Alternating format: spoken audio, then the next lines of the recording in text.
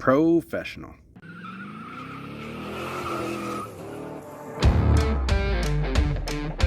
Getting ready for a road trip and my trailer lights are messed up. I'm going to show you what's going on. So we got the brake, that's working good. Headlights, nothing.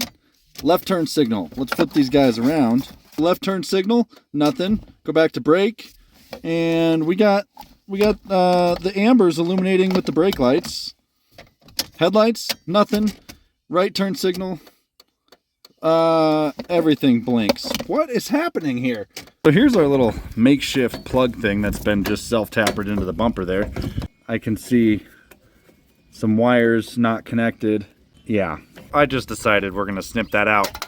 And we only have the 4 wires because we don't have trailer brakes on this truck. And so I'm gonna buy a new 7-pin, 4-pin connector so I don't have to use adapteroonies. And we should be able to just maybe self-tap back into the bumper or something. Went on to the Zon and bought the second cheapest connector I could get. And this one's kind of cool because it lets you build this like 4-pin over here and the 7-pin over here. And so you mount it up to the truck and you can just plug in either one without the adapter. I think this whole thing was like $30. It came pre-wired. All I did was cut off, it had a 4-pin so that if your truck had a 4-pin connector, it was like a plug and play. So I cut that off. I'm going to splice these into the current truck.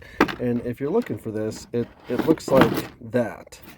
I don't get any bonus for telling you that, but I just wanted to share it. And I got some other Amazon connectors that have worked out pretty good for me.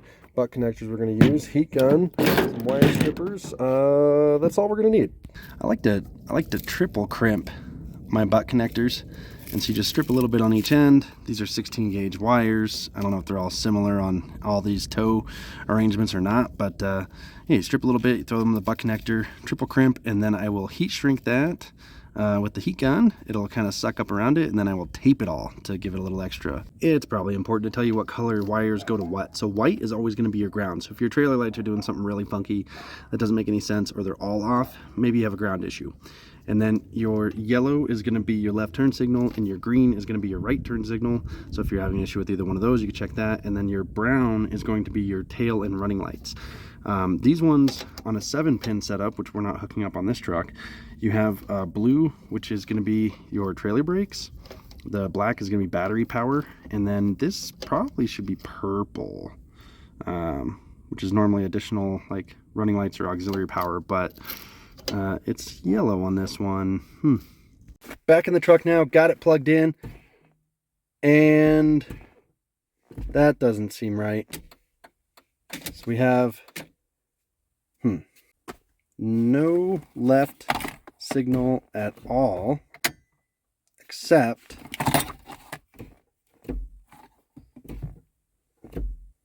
we do have the run light on the left, just no brake or turn. I went and swapped I had the 7-pin still hooked up, so I just went to the 4-pin. Same problem. So remember, yellow is your left turn, and since that's the one that's out, my thought is I'll just try a new butt connector right here, and then if that doesn't work, I will come down to this wire and maybe hook up that one. Again, I don't know why this kit has 2 yellow wires. I've never seen that, but probably because China. So I just made sure I had a good connection there, and still a problem. So next step, I'll use this one. Hooked up the other yellow, same problem. Look, this is the kind of redneck way of testing an electrical system.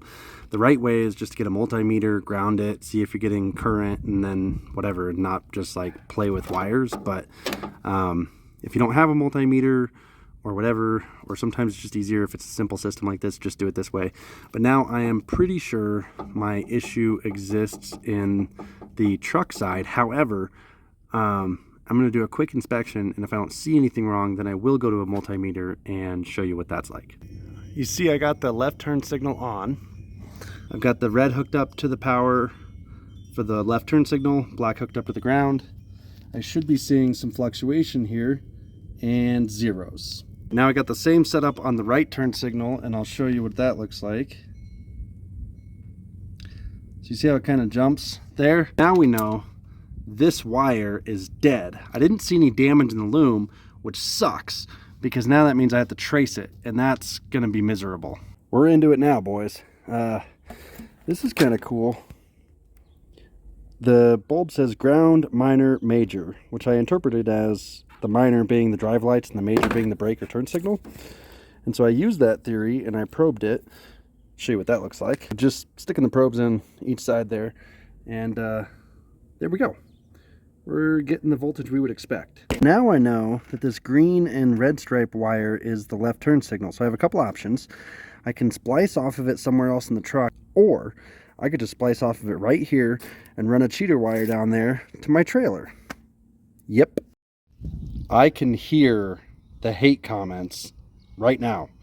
I mean, I'm reading them in the video as I do this. This is not the right way to do this. These splice things are known to fail, but it's what I had, and it's the quickest solution, and I'm showing you that it could work. But because they're known to fail, don't go too close to the connector, because there's a chance that you're going to have to cut it and splice it again later. But you know what? It's going to get me on this trip I'm trying to get on quickly.